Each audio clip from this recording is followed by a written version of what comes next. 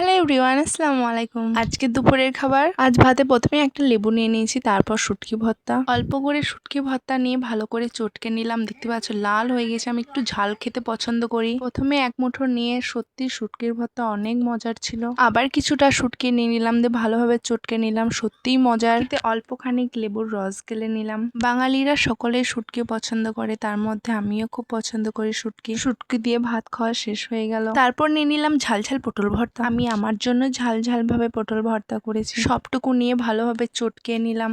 খেতে ঝালও লাগছিল, কিন্তু ভালো লাগছিল ঝালটা। পটল ভর্তাটা শুধু আমার জন্যই করেছি। পটল ভর্তা দিয়ে ভাত খাওয়া শেষ হয়ে গেল। তারপর নিয়ে নিলাম পেঁপে আলুর পাতলা ঝোল। পেঁপের ঝোলটাতে সব বাটা মশলা দেওয়া হয়েছে। পেঁপেটা আলুটা খুব সুন্দর সেদ্ধ হয়েছে।